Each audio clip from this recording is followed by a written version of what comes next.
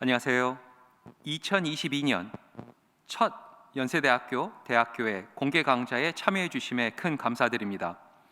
이러한 행사가 있을 수 있도록 은혜 주시고 인도해 주신 주님께 큰 감사드립니다.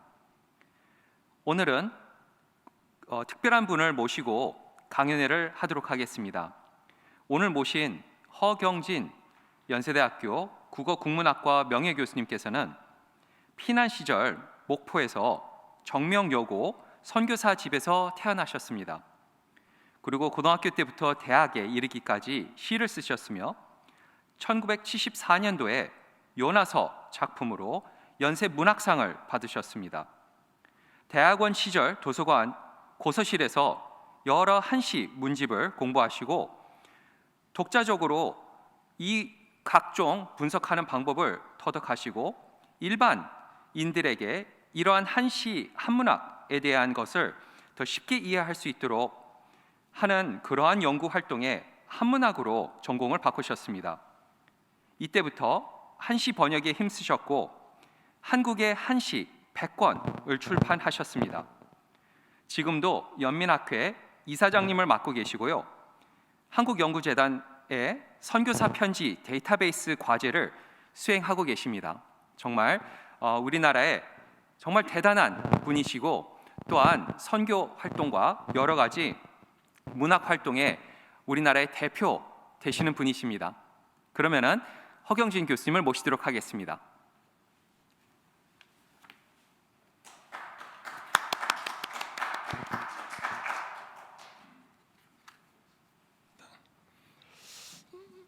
저는 정년할 때까지 한국의 한문학을 가르쳤는데 한문학은 20세기 초까지 우리 선조들이 사용하던 글자였습니다.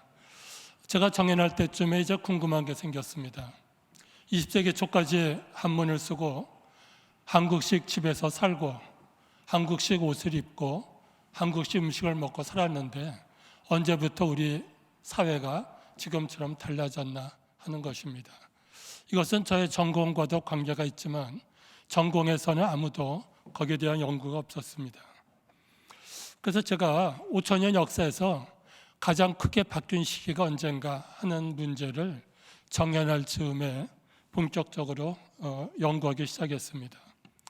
지금도 우리나라 땅 곳곳에 보면 이 척합이라는 것이 남아 있습니다. 이 내용은 서양 오랑캐가 침범하는데 싸우지 않으면 화치 나는 것이고 화치 나는 것은 나라를 파는 것이다. 대원군이 세운 비석인데 이 비석을 세우고 10년이 안 되어서 결국 조선 정부는 외국에게 문을 열기 시작했습니다. 그때부터 세상이 바뀐 것입니다. 우리는 지금 한국식 옷을 입지 않습니다. 한복이라고 이름은 입지만 명절 때만 몇 사람이 입는, 더 이상 입지 않는 옷을 댔는데 5천 년 동안 이 옷을 입고 살았습니다. 집도 마찬가지죠. 한옥에 사는 사람은 인구의 1%도 안 된다고 합니다. 또 직업, 이민, 20세기 초까지 이민이 없었습니다. 기독교가 들어오면서 하와이 이민을 시작하고 지금은 상당히 많은 숫자가 외국에 살고 있습니다. 세상이 바뀌게 된 그 배경을 제가 10년 전부터 이제 조사해 보니까 두 가지 길로 바뀌었습니다. 하나는 일본에 가서 우리보다 조금 더 빨리 들어온 서양을 배우는 것이고 또 하나는 서양 선교사들로부터 직접 배운 것입니다.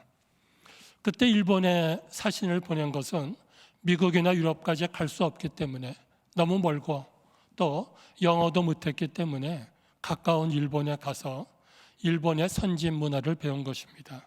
그것이 1880년대 이야기입니다. 그래서 제가 2015년 한국연구재단에 신청한 과제가 근대 전환기, 한국이 근대로 바뀌던 시기에 조선의 지식인들이 어떻게 새로운 문화를 수용했는가 하는 기록을 조사한 것입니다. 일본과 한국에 있던 기록 74종의 기록인데 이것을 수집하고 원문을 입력하고 번역했습니다. 일본의 신문 또 영어 신문까지 상당히 다양한 기록을 데이터베이스를 만들었는데 저 주소에 지금도 공개가 되고 있습니다. 예, 그때부터 이 끝날 때부터 제가 선교사 편지도 한번 똑같이 해봐야겠다는 생각을 했습니다. 근데 선교사 편지는 수신사의 몇 배가 많았습니다. 지금 선교사 편지는 세계 6개국에 흩어져 있고 크게 180개 정도의 컬렉션에 있습니다. 이것은 어느 한 사람이 할 수 없는 것이고 상당히 많은 연구자가 필요합니다. 그래서 제가 2019년에 이 과제가 끝난 그 다음 학기에 신학과에다가 강의를 개설했습니다. 그 강의의 개설 제목이 선교사 편지입니다. 이 강의는 제가 첫 시간부터 인터넷에 공개를 했습니다. 공개를 하는 이유는 우선 저는 이런 기록이나 자료가 모든 사람에게 공개돼야 더 많은 사람이 알고 더 많은 연구자가 함께 연구할 수 있다고 생각해서 공개를 한 것입니다. 또 하나는 이 공개 강의를 보면서 더 많은 학생들이 이 수업에 참여하기를 기대하고 공개했습니다. 처음에는 학생이 3명이었는데 학기 중간 때는 6명이 들어와서 함께 했습니다. 여기 첫 번째 언더우드 편지를 보면 1885년 제일 첫 줄에 6건이 있습니다. 이 한 줄이 상당히 많은 편지인데요. 여기 편지를 전부 제가 번역문과 원문을 올렸습니다. 편지마다 학생들의 이름이 있습니다. 김은정, 장유미 이 학생들이 데이터베이스를 만들었고 이런 식으로 세계 6개국에 있는 편지를 전부 사진도 찍고 데이터베이스를 만들겠다고 학생들에게 이제 같이 하자고 권했습니다. 이 학생들이 지금 저와 함께 작업하는 학생들입니다. 이 편지 하나하나 보면은 편지마다 거기에 메타데이터가 있습니다. 언더우드는 누군가, 어디에 썼었고 어디로 보냈는가, 그리고 밑에는 그 원문과 번역문이 있습니다. 모든 편지는 이렇게 데이터베이스로 공개를 했습니다. 그래서 언더우드 편지를 했고 그 평양신학교 교장이었던 마페 선교사 그리고 알렌 선교사 기록들을 첫 학기에 했습니다. 그때는 샘플로 몇 개를 한 것입니다. 학생들의 반응이 좋았습니다. 그래서 프로젝트가 성사되면 같이 해보고 싶다는 자원자들이 많았습니다. 그래서 그 제일 마지막 줄에 2년 동안 준비를 더해서 한국연구재단에 이 제목으로 선교사 편지란 제목으로 연구비를 신청하고 다행히도 선정이 되어서 3년 동안 작업을 하고 있습니다. 우리나라는 선교 역사에서 특별한 곳입니다. 천주교도 그렇고 개신교도 그렇고 선교사가 오기 전에 한국인이 먼저 천주교와 기독교를 믿고 선교사를 보내달라고 부탁한 것입니다. 천주교는 이승훈이라는 분이 아버지를 따라 북경에 가서 영세를 받고 왔습니다. 두 번째 이수정이라는 분도 아까 제가 연구했던 수신사 따라서 일본에 갔던 청년이었습니다. 이분은 기독교인이 아니었습니다. 거기서 루미스라는 선교사에게 성경을 한국어로 번역해달라는 부탁을 받고 번역하다가 기독교인이 된 분입니다. 그리고 이분은 기독교가 한국에 들어와야 되겠다는 생각을 하고 미국 선교 잡지에 글을 실었습니다. 한국에 선교사를 보내달라는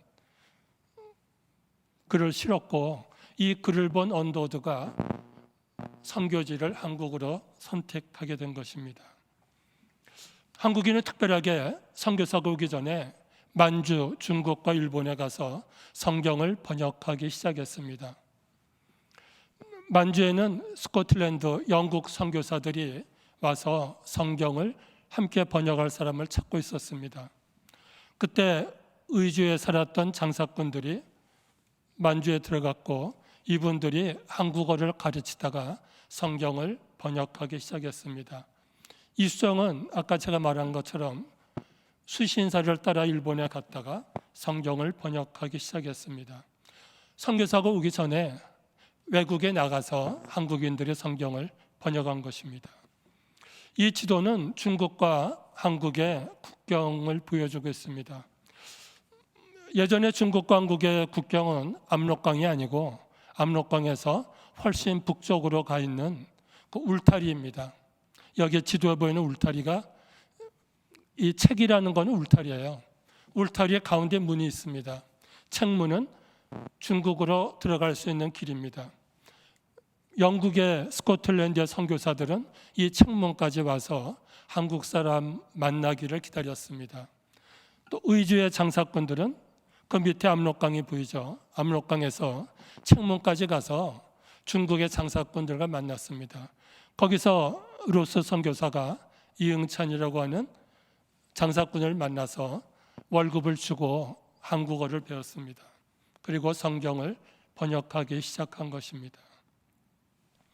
이 사진은 그 선교사들이 오기 전에 외국에서 우리가 번역했던 성경입니다. 왼쪽에 성경이 먼저 나왔죠. 이응찬이 로스와 함께 번역한 요한복음입니다. 요한복음은 전부 한글로 되어 있습니다. 근데 오른쪽에 이수정 번역은 혼자서 한 것입니다. 이거는 중국 책을 보고 번역했기 때문에 한문이 많이 섞여 있습니다. 이 두 가지 성경이 국경을 넘어 한국 땅으로 들어오면서 선교가 시작된 것입니다. 압록강 쪽은 결국 서양 선교사가 들어오지 못하고 성경만 먼저 들어왔습니다. 이 사진은 아까 일본에서 성경을 번역한 이수정이란 분이 세례를 받던 날의 사진입니다. 일본에서는 세례받는 것이 엄청나게 까다롭습니다. 일본의 기독교인 숫자가 적지만 그런 과정에는 세례받기까지의 상당히 많은 시간, 어느 일본의 기독교인 교수가 저한테 그랬습니다. 우리들은 기독교인 대교에서 목숨을 걸고 이 기독교가 과연 내가 목숨을 걸 만한 종교인가 탐구한다 그랬어요. 그래서 끝까지 몇 년에 걸쳐서 고민하고 갈등하다가 극복이 되면 그때 세례받는다. 그래서 우리 학교에는 기독교인이 나밖에 없다. 그런 얘기를 들은 적이 있습니다. 이수정은 가운데 갓을 쓰고 한복을 입은 분입니다. 그 오른쪽에 있던 분은 세례를 준 야스가와 목사입니다. 왼쪽에 있던 분은 녹스 선교사인데 이 녹스 선교사가 세례 문답을 했습니다. 근데 재미있는 거는 녹스는 한국말을 몰랐습니다. 녹스가 영어로 질문하면 야스가와 목사가 종이에 붓으로 한문으로 쓰고 이수정이 그 대답을 붓으로 쓰면 야스가와 목사가 다시 영어로 번역하는 2시간 동안 세례 문답을 했다고 합니다. 상당히 긴 시간에 걸렸죠. 이수정 앞에 있는 분은 성경을 번역하게 도와준 루미스 선교사, 성서공회 총무입니다. 이 역사적인 사진을 통해서 우리에게 성경을 번역하고 기독교인 되는 일이 얼마나 복잡하고 어려운 일인지 보여주는 자료입니다. 이제 언더우드가 이수정의 글을 보고 한국으로 오게 됐습니다. 여기 편지 쓴 날짜가 제일 밑에 있는데 우리는 1895년 부활절 오후에 언더우드가 지물포에 상륙했다 했는데 지금 석 달 전에 일본에 들어와서 한국어 공부를 하고 있었습니다. 그때는 한국에 오는 기선이 2주일, 3주일에 한 번 있었습니다. 근데 오늘 오후에 배가 떠나는데 언더우드는 가기를 포기했습니다. 왜냐하면 아직까지 준비가 덜 됐기 때문입니다. 그래서 그 배편에 미국 가는 편지를 썼습니다. 자기를 보내준 선교부 총무에게 보내는 편지입니다. 여기 설명을 그렇게 써요. 한국인들과 안면을 익히는 게 좋겠다. 이 95년은 어떤 해인가 하면 한국에서 갑신정변에 실패했던 한국의 지식인 청년들이 일본에 망명해 있던 시기입니다. 언더우드는 그 사람들을 만났어요. 1885년이네요. 이 사진 찍은 청년들이 언더우드에게 한국어를 가르쳐준 분들입니다. 왼쪽 사람은 박영효이고 오른쪽은 김옥균입니다. 이 청년들에게 한국어를 배우고 언도되는 이 사람들에게 영어를 가르쳐주고 언어 교환을 한 것입니다. 2월 그 다음 달 선교부에게 보내는 편지입니다. 3월 달이 돼야 한국 가는 배가 있다.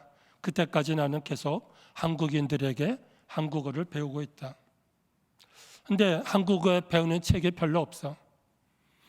그 책들을 그 한국인 친구들에게 얻어서 공부하고 있다고 합니다. 자, 그러다가 결국은 이수정 이야기를 하게 됩니다. 84년 7월에 언더드가 미국 장로교에 보낸 편지 내용을 읽은 것입니다. 내가 몇 달 전에 이수정의 글을 보았다. 한국의 선교사를 파견해 달라는 아주 진지한 호소를 읽기 전까지 나는 어디로 가야 될지 모르고 있었다 그랬습니다. 언더드는 이수정을 만나서 한국어를 몇 달 더 배웠습니다. 그리고 이수정이 번역한 아까 우리가 사진으로 보았던 마가복음 번역서를 가지고 한국에 들어왔습니다.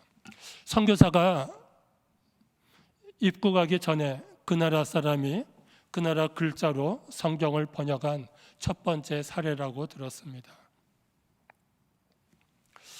제가 이제 그 수집하고 있는 선교사 편지 아카이브 목록입니다.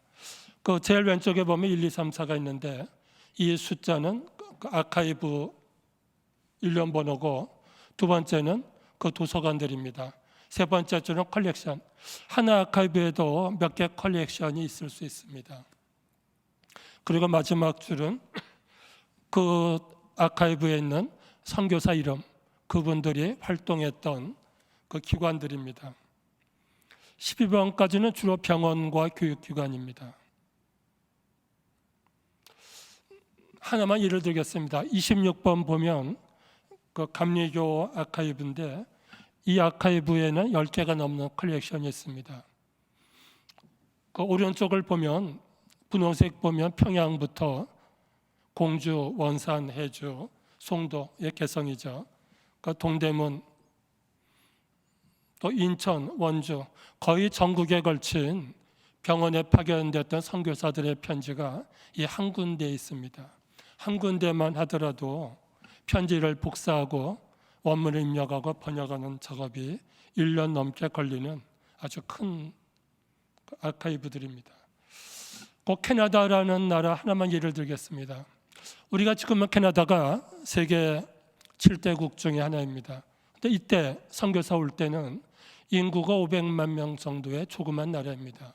지금 서울의 절반도 안 되는 인구고 독립국도 아니었고 영국의 자치령이었습니다.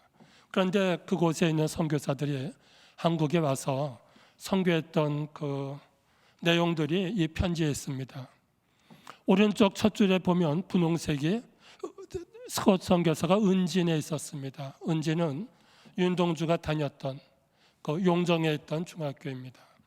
이 캐나다 선교사들은 함경도와 만주 땅까지 그 관할하는 아주 넓은 지역에서 선교했습니다. 분홍색 보면 회령, 함경도죠. 원산, 함흥, 성진 그리고 남쪽까지 상당히 넓은 지역에서 활동했습니다.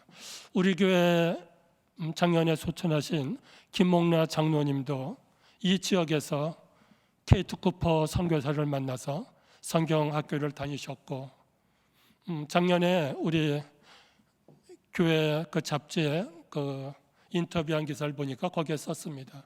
우리가 케이트 쿠퍼 선교사에게 공부한 사람들인데 그 사명감을 가지고 여전도에 활동을 하셨고 그래서 지금은 전국 교회마다 여성교회가 있게 된 그 배경에는 김목라 장로님과 케이트 쿠퍼 선교사의 이 함경도 성경학교부터 시작되는 상당히 많은 사연들이 있습니다. 일본에 유학 가시고 오셔서 활동하신 모든 기록들, 이 편지들을 전부 번역하게 되면 장로님이 인터뷰 때 하지 못하신 상당히 많은 말씀들을 우리가 들을 수 있게 될 것입니다. 근데 이제 문제가 있습니다. 어떤 문제인가 하면 한국연구재단에서 교회 기록을 하라고 아주 큰 돈을 줄 것 같지는 않았습니다. 왜냐하면 교회가 사회로부터 상당히 많은 비난을 받고 있던 시대입니다. 우리가 기획할 때는 그렇게 돈 많은 교회가 왜 선교사 기록을 아직까지 정리하지 않고 정부에 달라고 하느냐. 이건 딴 얘기인데요. 제가 7, 8년 전에 사직동에 있던 그 감리교 선교사 사택에 관한 어떤 자문을 받았습니다. 어떤 얘기인가 하면 사직동 그 위에 감리교 선교 단지가 1200평 정도의 아주 큰 땅이 있었고 선교사들이 살았던 그 석조 건물이 2채가 있었습니다. 그런데 그 건물을 감리교 선교부가 팔았어요. 아파트를 지라고 팔았죠. 제가 이제 서울시 문화재위원 때인데 서울시에 얘기했어요. 이 건물은 상당히 중요하다. 이거 헐고 아파트 지는 거는 문제가 있다. 그러니까 서울시가 사라. 한 300억 정도 그 당시에 들었습니다. 그랬더니 서울시가 이제 공청회의를 했어요. 자문위원을 저하고 전우영 교수, 김정동 교수 세 사람을 불러다가 이 건물을 서울시가 살 필요가 있느냐. 재개발조합이 그 땅을 샀거든요. 그래서 제가 얘기했습니다. 오늘 이 이야기입니다. 서울이 지금처럼 근대 도시가 된 첫 번째 작업하신 분들이 선교사다. 그때까지 2층 건물이 없던 서울에 병원을 세우고 학교를 세우고 그래서 근대 도시의 시작은 선교사다 그랬습니다. 그래서 이 건물을 사가지고 선교사 기념관으로 만들자. 그때 두 번째 전우영 교수가 나와서 얘기했어요. 허경진 교수의 그 발언은 절반은 맞고 절반은 틀렸다. 그러니까 서울시가 살 필요는 있다. 그런데 교회가 아파트 치라고 큰 돈을 받고 팔았던 건물을 서울 시민의 혈세를 들여서 사서 교회 기념관 한다는 것은 말이 안 된다. 이거는 비난받을 짓이다 그랬습니다. 어쨌건 샀습니다. 그리고 선교사 기념관으로는 만들지는 못했습니다. 그런 상황에서 이 계획서를 썼어요. 그래서 제가 이 선교사 편지를 정부 돈을 받으려면 교회 얘기는 하지 않는 게 좋겠다. 그래서 보면 10번이 교회입니다. 그러니까 1번부터 9번까지는 제가 연구재단의 심사위원들을 설득하는 내용입니다. 한국의 정치 외교부터 경제, 무역, 사회 풍속 등등 그래서 과학, 세브란스와 연희 전문에 오셨던 선교사들이 한국의 기본적인 과학을 발전시킨 분들입니다. 지금도 저희 대학 때 천문학과가 상당히 유명했습니다. 연대 천문학과. 그 배경에는 천문학을 하셨던 선교사, 물리학을 하셨던 선교사들이 가르쳤기 때문입니다. 그래서 그 예를 들면서 5번의 학교, 수십 개 학교들이 선교사 헌신적으로 세웠던 것이다. 그 학교를 연구하기 위해서는 선교사 기록을 우리가 해야 된다는 것입니다. 그래서 20가지의 큰 항목으로 편지를 분리했습니다.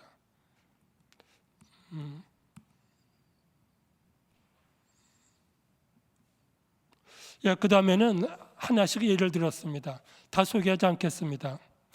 1년에 하나씩 예를 들었는데 첫 번째 편지를 보면은 중국 만주에서 루스 선교사가 라이트에게 보냈던 편지, 이것을 보고 한국어 번역한 성경과 출판의 이야기를 알 수 있다. 일본 도쿄에서 보냈던 루미스 선교사 편지 보면 영어 교육이 얼마나 중요한지 유학을 권하는 선교사들의 이야기를 볼 수 있다. 그래서 분홍색으로 쓴 것은 그 편지를 우리가 왜 번역해야 되는지를 소개한 것입니다.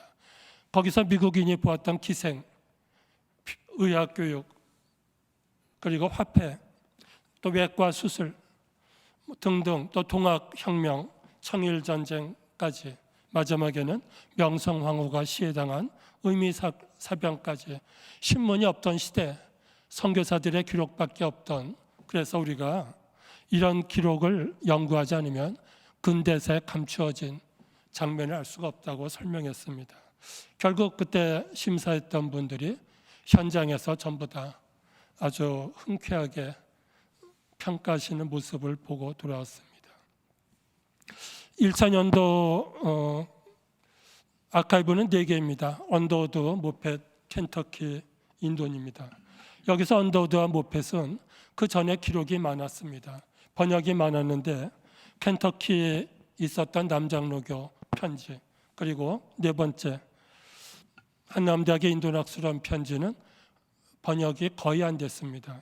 그래서 오늘은 그 밑에 것만 간단히 설명하겠습니다.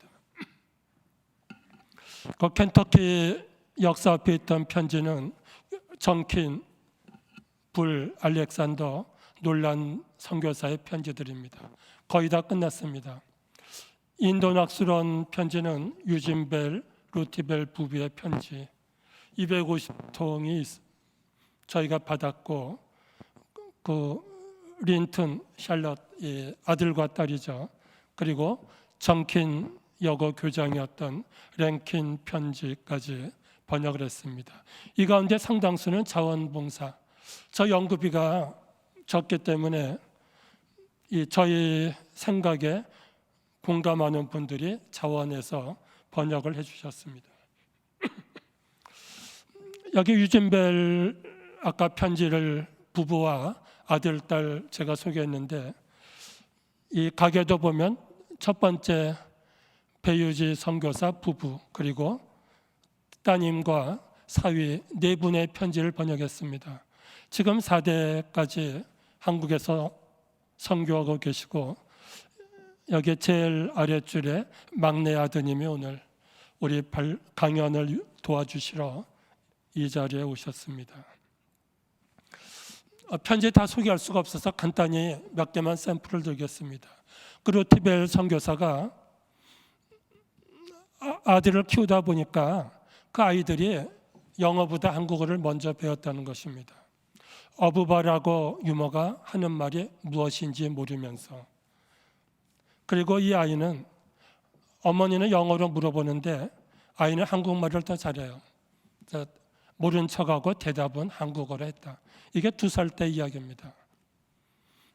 한국 아이들이 어부바 하니까 헨리는 흉내내서 부하고 업어줘 그러는 거죠. 한국 유머가 아이들 장난칠 때 하지마 하는 말은 아싸라죠. 이 헨리는 흉내내서 아싸 그러죠.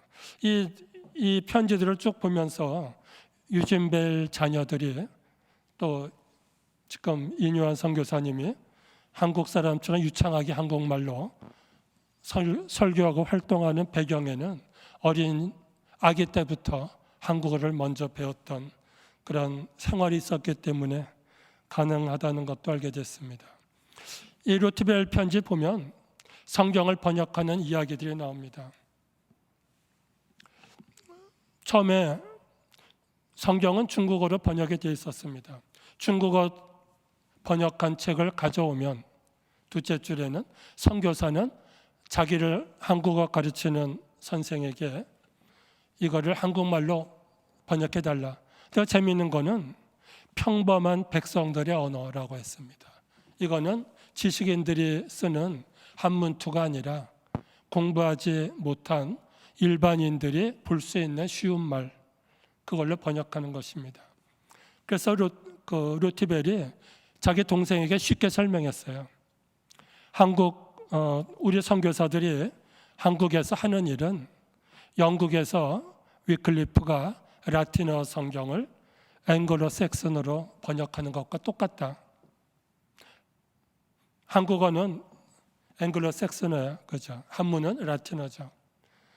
교단에서 공동으로 번역한 위원회에서 목표는 간단해요. 한자말은 줄이고 순수 한국어를 성경뿐이 아니라 이 나라 국민들의 언어로 확립하는 것. 성경 번역, 찬송가 번역 거기서 끝나는 게 아니라 일상생활까지도 쉬운 한국말로 하는 것이 목적이다. 우리의 궁극적인 목적은. 우리가 보니까 한국어는 사물의 묘사에 뛰어나고 우리의 생각을 표현하기에 부족함이 없다고 했습니다.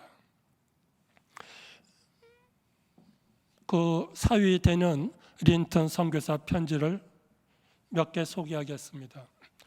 이분이 전주에 영생 신흥고등학교를 세웠죠.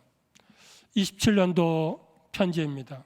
여기서 중요한 거는 지정이라는 것인데 요즘 말로 하면은 사립학교 그 인가입니다.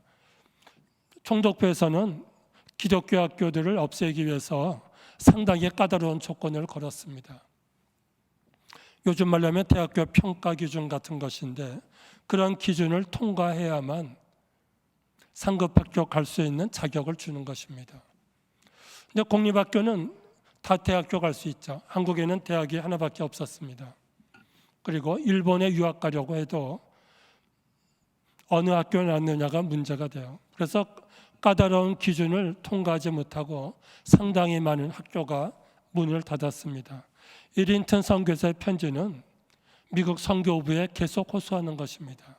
총독부의 기준을 통과할 수 있게 건물을 지을 수 있게 해달라는 것이죠. 여기에 재미있는 기록이 밑에 있습니다.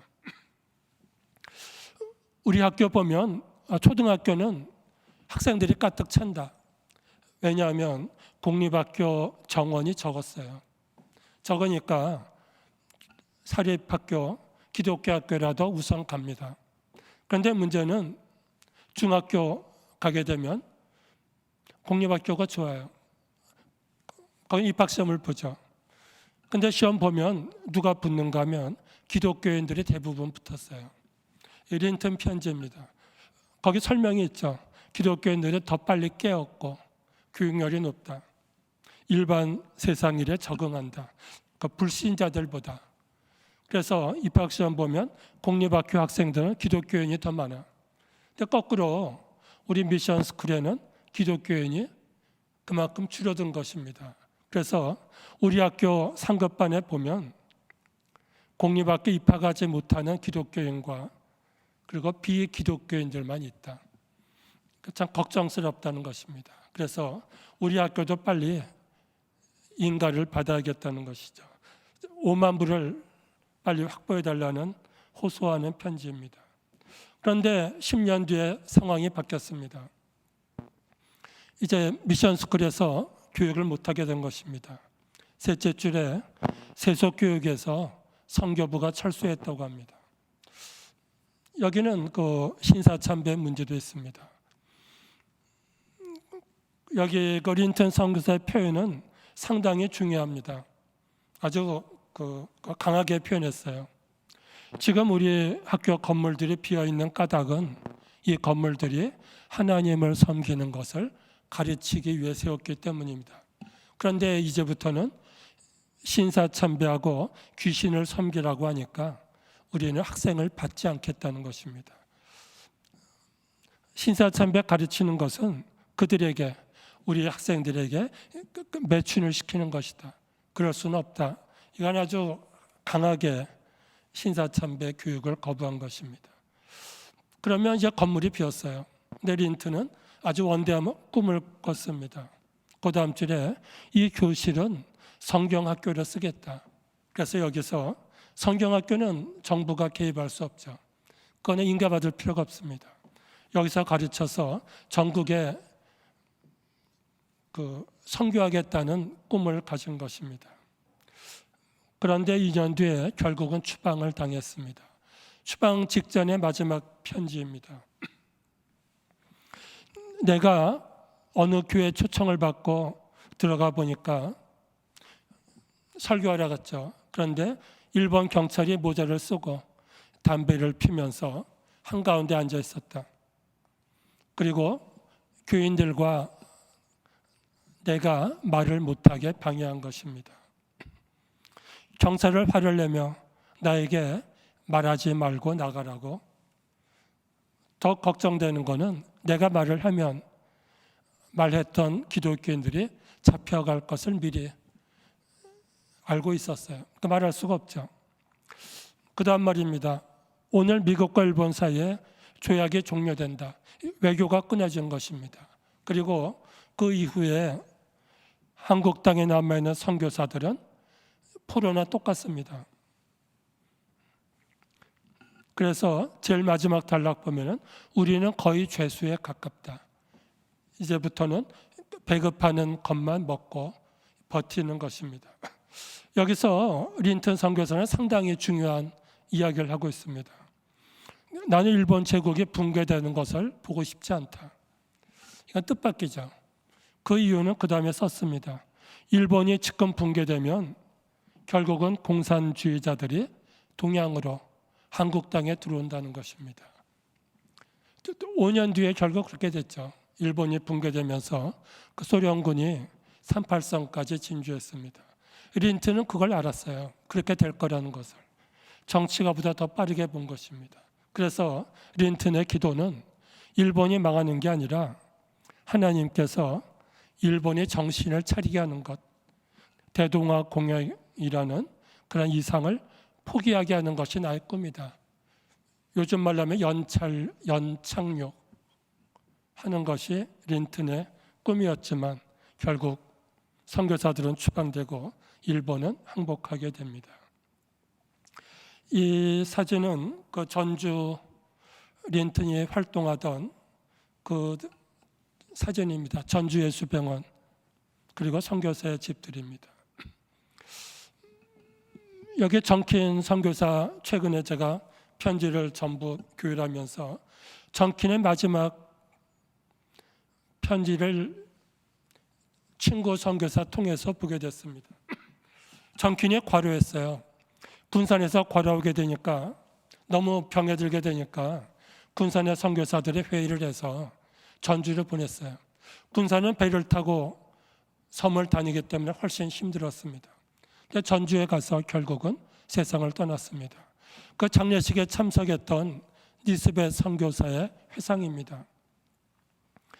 몇 주 전 정킨이 나에게 보낸 편지가 무슨 뜻인지 슬퍼하는 한국인들 보고 알았다. 그 마지막 줄입니다. 선교사의 삶은 사랑이 넘치는 삶이고 행복이 넘치는 삶이다. 그러려면 나의 모든 것을 희생해도 좋다는 것이죠. 그 정킨 묘를 보게 되면 상당히 여러 가지 복잡한 생각을 하게 됩니다. 제가 정킨 선교사 답사하느라고 군산에 갔었습니다. 근데 군산에는 정킨 묘가 있다가 없어졌어요. 왜 그런가 하면 거기다 아파트를 짓겠다고 했더니 교회가 팔았어요.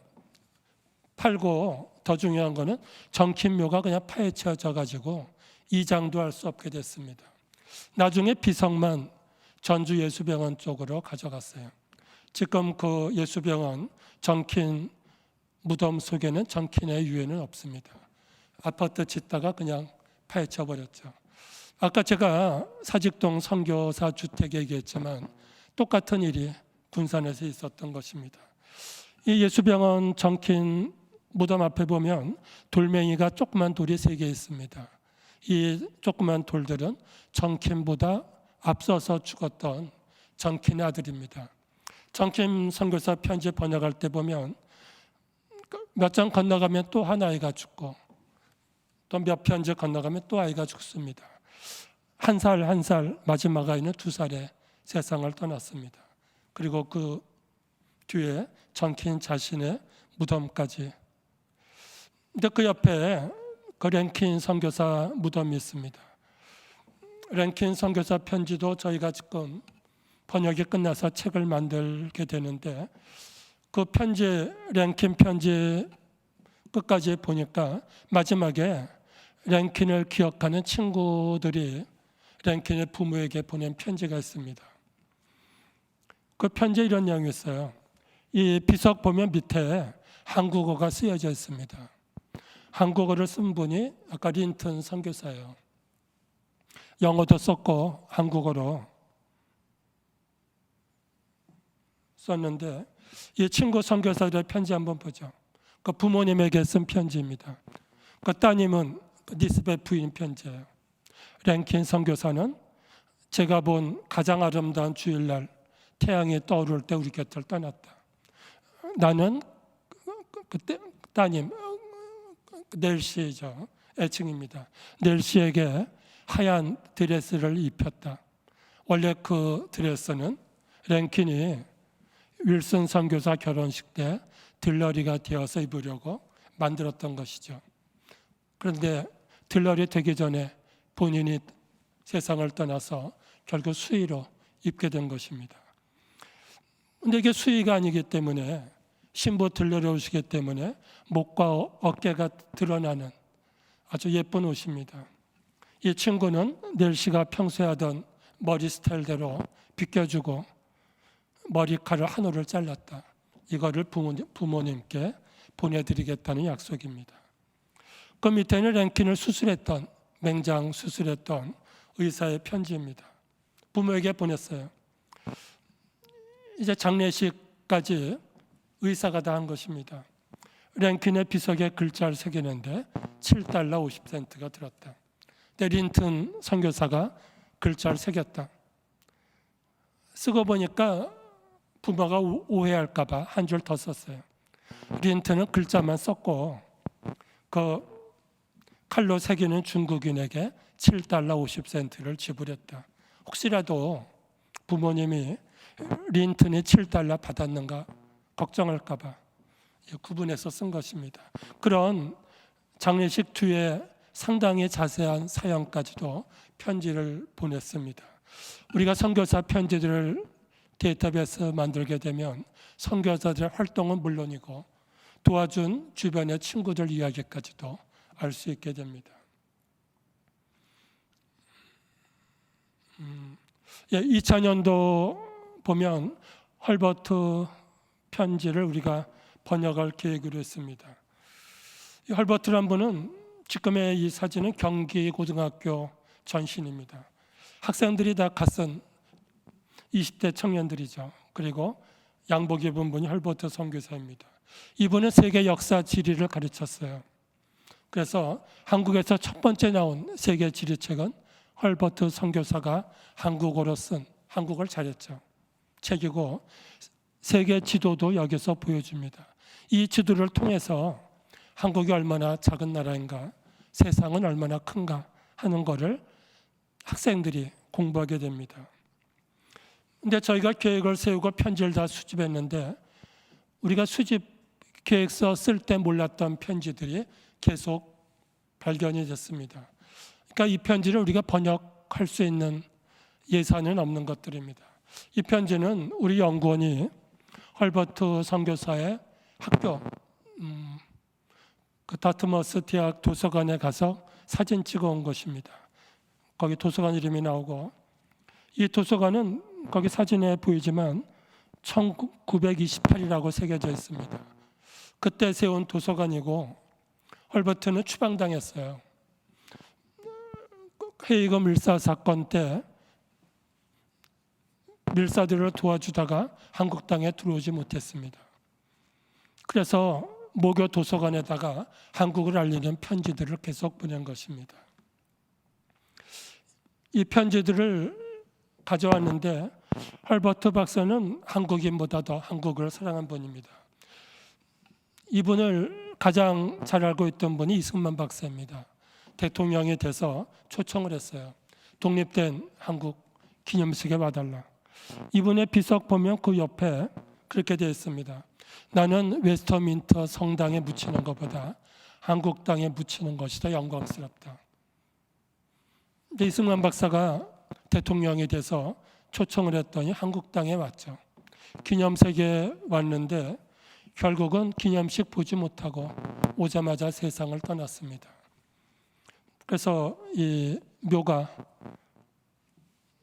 양화진에 있는데 헐버트 박사가 그렇게 한국을 사랑했지만 한국 사람들은 헐버트의 편지를 번역을 하지 못했습니다.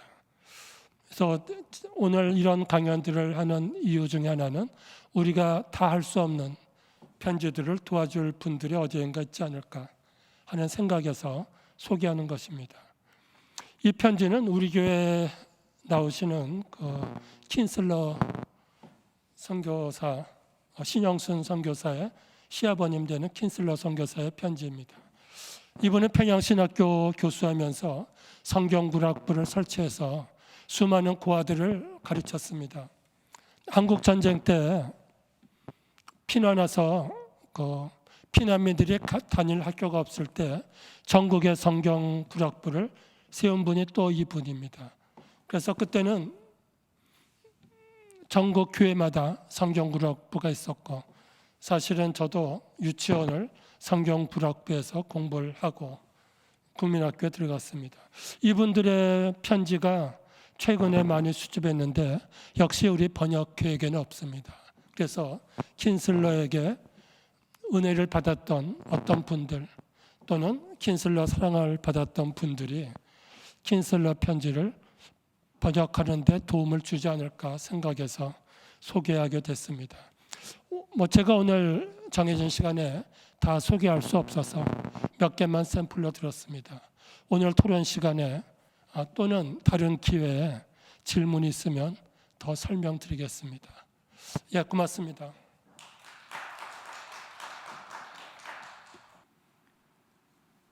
네, 오늘 너무도 좋은 발표를 해주신 허경진 교수님께 정말 큰 감사드립니다. 발표하신 주제는 우리들에게 복음을 전해준 선교사님들의 편지에 관련된 내용이었는데요. 너무 많은 것을 배웠습니다. 그리고 특히 연세대학교의 역사 그리고 시작에 관련된 내용도 우리나라의 기독교 그리고 또 특히 선교사님들의 어마어마한 활동 그리고 희생, 봉사에 의해서 이뤄진 그 역사가 다 잘 보이는 어마어마한 그러한 발표 내용이었습니다. 두 번째로 오늘 모신 분은 연세대학교 인요한 교수님이십니다. 영어로는 Professor John Alderman Linton이십니다. 교수님께서는 연세대학교에서 의학 박사를 받으셨고요. 연세대학교 의과대학 가정의학교실 교수님이시고 국제의료센터 소장님으로 계십니다. 특히 아까 허경진 교수님께서 이미 발표하셨던 대로 윌리엄 린턴 할아버지 되시는 분께서는 지금 인요한 교수님의 할아버지 되시는 분께서도 우리나라의 선교를 많이 하셨고, 그 다음에 그 아드님이신 즉 인요한 교수님의 아버님께서는 또한 그를 이어서 한국에서 선교 활동을 하셨고, 심지어 한국 전쟁 때 해군 장교로 인천 상륙작전에 직접 참여를 하셨습니다. 정말 어떻게 생각해 보면은 너무나도 감동적이고 정말 어마어마한 이렇게 가족의 역사 그리고 한국의 기여, 정말 모든 면에서 너무나도 감사드립니다. 인요한 교수님께서는 전라북도 전주에서 출생을 하셨으며, 그리고 2015년 한국보건재단 제4대 총재를 지내셨습니다. 그리고 특별히 한국 사회에 대한민국의 한국형 구급차 앰뷸런스 개발 등의 여러 가지 공로로 2012년도에 특별기화 한국 국적을 받으셨습니다. 즉 우리나라에서 대한민국 특별귀화자 1호이십니다. 그 정도로 어마어마한 공로가 있으신 분을 오늘 추가 발표의 코멘트와 또한 선교사의 어떤 길 그리고 가족사에 대한 말씀을 부탁드리고자 모셨습니다. 큰 박수 부탁드립니다. 감사합니다. 먼저 오늘 이 자리를 이렇게 만들어 주신 그 루스 채플 관계자분들, 목사님 감사하다는 말을 꼭 전달하고 싶습니다. 너무너무 좋은 자리고, 또 저에 앞서서 강의해 주셨던 교수님 너무너무 저는 오늘 감동을 많이 받았고, 정말 선배님 같은 분 계신 거에 대해서 참 자랑스럽게 생각합니다.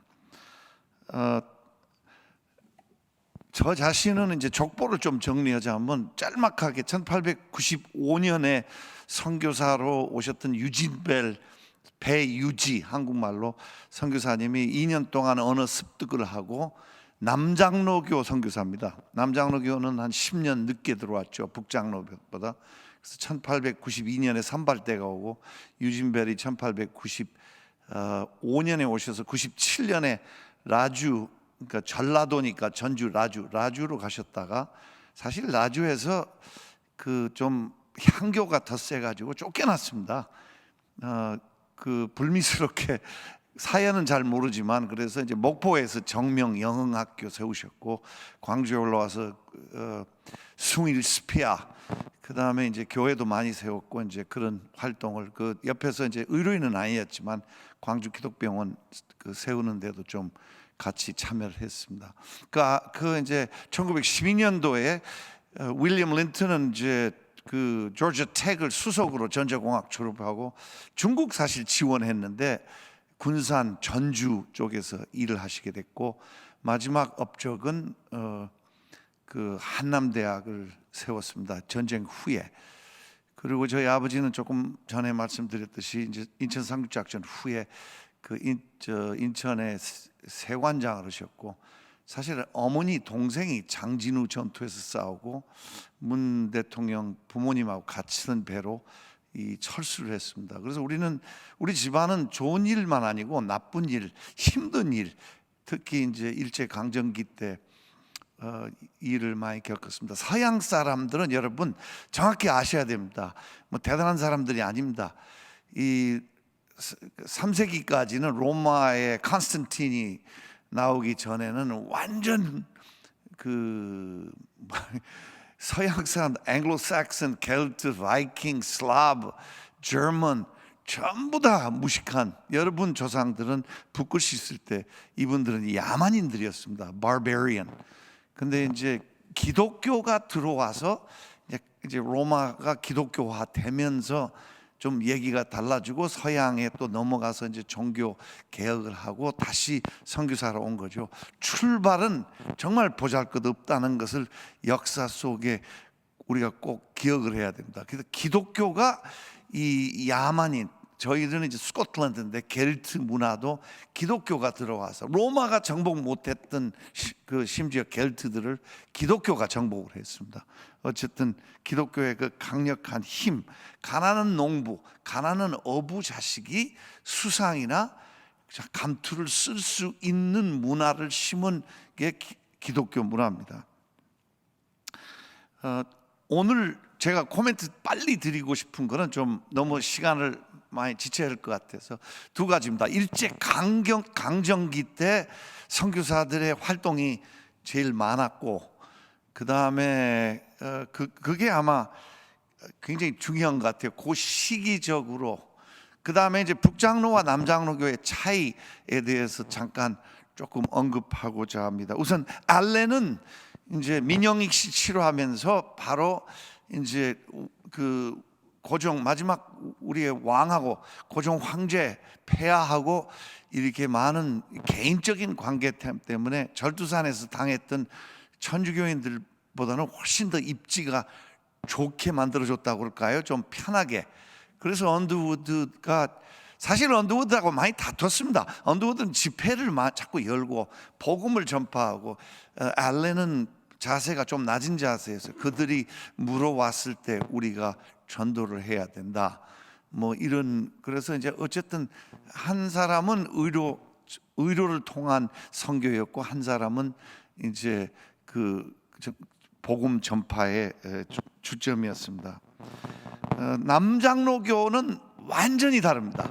남장로교는 이제 그 소위 사회 계층의 높은 사람들하고 지낸 게 아니고 그 여러분들이 기억해야 될 거는 그 남북 전쟁에서 패배했기 때문에 조금 뭐랄까요 국가관이나 미국의 좀 심한 표현을 쓰자면 식민지의 근성이 하나도 없었어요.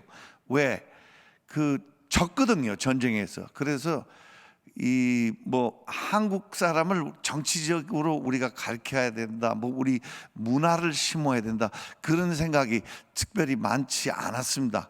그냥 오로지 복음과 단 이 예수를 믿고 천당 가는 것도 중요하지만 이 세상에서 삶이 좋아져야 된다. 그래서 제일 크게 전라남도에서 한 일은 사실 나병이죠.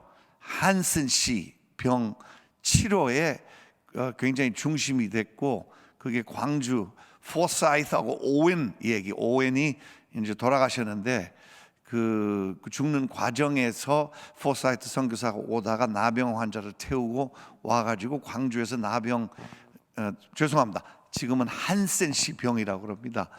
그래서 그 한센시 병 환자를 이제 나중에 이제 애양원을 건립하게 되고 남장로교는 그런 중심입니다. 아마 제일 의료 선교에서 위대한 선교사는 남장로, 북장로가 아니고 원래 신앙이 감리교입니다.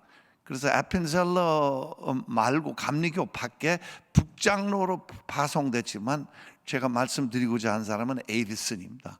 에이비슨은 세브란스 의전 또 연세대학교에 굉장히 공동으로 학장하셨고 오랫동안 영향력을 많이 줬고 여성의 고난에 대해서 뭐 너스를 1907년도 의병대 사건에서도 이제 처음으로 간호사를 탄생시킨 사람이고 그 진정한 간호사 말입니다.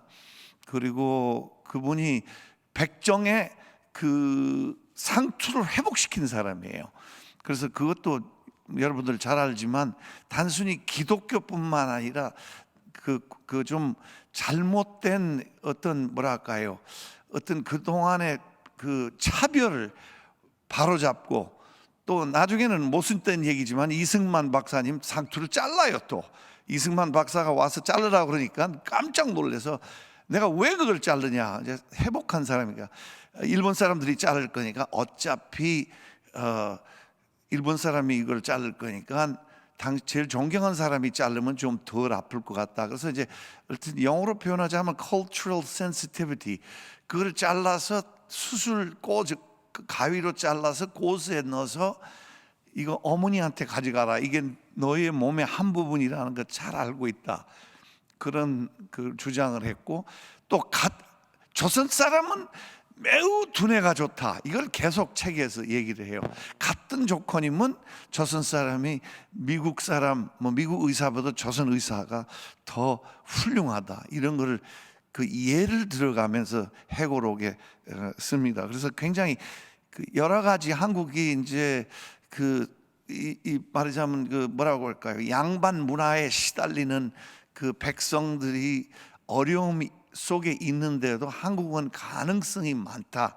이거를 이제 에이비슨이 원래 감리교입니다. 근데 북장로 파송입니다.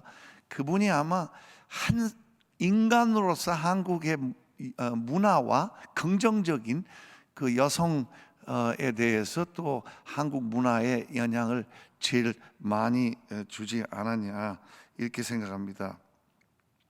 민영익 사건과 이제 남장로교의 이 한센시 병 환자와의 좀 대조적인 과거가 있지만 이제 또 하나의 에이비슨의 또 훌륭한 것은 모든 그 에큐메니컬하다고 그럴까요? 모든 그 연합 정신이 있었어요. 세브란스 유니언 메디컬 컬리지. 그래서 한 선교사 한 교파가 하는 것보다 힘을 합치자. 이렇게 해서 남장로, 북장로, 감리교, 성공회 의사들을 세브란스 의전에 다 불러들여서 참 위대한 일을 했습니다. 거기에서 이제 한 예를 또 들자면 알렉산더라는 남장로교 선교사가 사실 알렉산더가 굉장히 짧게 몇 달 선교를 했는데 아버지가 재벌이에요. 그분이 이제 순천에 알렉산더 병원을 1911년도에 짓게 되는데 그 세브란스 다음으로 큰 병원이었습니다. 그 당시에. 근데 해방 전 얘기입니다. 근데 이제 그 알렉산더가 그 한국말 가르쳤던 그 젊은 아주 똑똑한 청년이 오긍선입니다. 그래서 오긍선을 모셔가서 자기 아버지가 갑자기 급사를 해서 이제 재산 정리도 해야 돼요. 그래서 오긍선을 루이빌 켄터키에 데려가셔서 미국 의과대학을 보내서 스폰서를 해서 결국 우리에게 또 중요한 것은 연희 전문과 세브란스 의전에 무슨 의미가 있냐. 그 1935년도 에이비슨이 떠나면서 오긍선이 첫 학장이 됩니다. 할아버지 글 한 말씀 드리고 마치도록 하겠습니다. 2%가 3.1운동 때 쓴 글인데요. 거기에 나옵니다. 2%가 예배당을 다닌다. 조선 사람은 그 2% 중에 30%가 독립운동을 한다. 각 예배당은 독립운동의 처소라고 표현해도 과언이 아니다. 조선 사람은 목숨을 걸고 예배당을 다닌다. 아까도 좀 소개가 됐지만 할아버지가 한국 전도사만 만나면 일본 경찰이 와서 패는 거예요. 일을 할 수가 없어요. 그래서 이제 1940년도에 이제 결국 추방되는데, 그래서 그분이 이제 무슨 뜻이냐면, 우리 이제 기독교계에서 조금 쓴 얘기를 제가 하고 싶은데요. 그 당시에 2%라는 그 통계가 독립운동의 30%를 했는데 정말 빛과 소금이었습니다. 근데 오늘 과연 한국 기독교인들이 그 정도 존경을 받는가? 저희 할아버지 글을 보면요, 할아버지가 존경을 받는 게 아니라 할아버지가 한국 신도를 존경했습니다. 그래서 그런 날이 이제 우리가 과거 지향적으로 미래 지향적으로 살아야 되죠. 남북 통일을 준비하는데도 북쪽에서는 뭐를 가르치냐면 신사참배를 한 기독교, 뭐 거기에 죄송하지만 한경직 이름도 나오고 사실입니다. 본인도 고백했고. 그래서 우리가 앞으로 남북 관계, 남북도 다시 북쪽도 복음화가 되고 북쪽도 교회가 이제 생기고 남북 통일이 돼야 되는데, 좀 사회가 존경할 수 있는 2%가 예배당을 다니더라, 30%가 독립운동을 한다, 양심을 지키는 어떤 빛과 소금이 되는 기독교인이 좀 생겼으면, 또 그런 방향이 옳은 방향. 다시 한번 이 루스 채플 관계자 여러분, 목사님, 이 정말 전통 개혁 신앙을 지켜가는 우리 이제 한국이 서양 기독교는 많이 많이 좀 뭐랄까요, 자유주의 신앙이 들어와서 영국 스코틀랜드 같더니 기독교가 5%예요. 해교보다 더 적어요. 또 미국 연합장로교, 연합장로교가 멤버를 100만, 150만씩 각각 잃었는데 지난 30년 동안에, 이 한국 기독교는 이제 좀 신토부리 기독교로 가야 되고, 우리 서양 선배들은 닮지 말고 성경에 위주한, 66권에 위주한 좀 3.1운동 때 기독교인들처럼 갔으면 한 말입니다. 저는 연세대학교에 사랑을 많이 받은 사람입니다. 80년 학번이고 87년 졸업했는데 정원에 입학을 해서 연세대학교 아니면 제가 오늘 여기에 서지 않았고, 91년도에 돌아와서 센터장 됐는데 31년째 장기 집권하고 있습니다. 나쁜 사람입니다. 그리고 2012년도에 제일 귀한 거는 특별 기아에서 호주머니 속에 주민등록증을 가지고 다닙니다. 저는 학교에 감사한 마음이 들고, 연세대학교가 앞으로 100년, 전 100년이 아니고 이제 130년이 아니고 앞으로 100년 더 잘 되기를 기도하고 조금이라도 도움이 된다면 노력하겠습니다. 감사합니다. 정말 너무도 귀중한 말씀을 해주신 인요한 교수님께 정말 깊은 감사드립니다. 우리에게 복음을 전해준 선교사들의 편지라는 주제로 연세대학교 대학교의 공개 강좌에 발표를 해주신 허경진 교수님과 인요한 교수님께 다시 한번 큰 감사드립니다. 주님의 은총이 가득한 주일이 되시길 바랍니다. 감사합니다.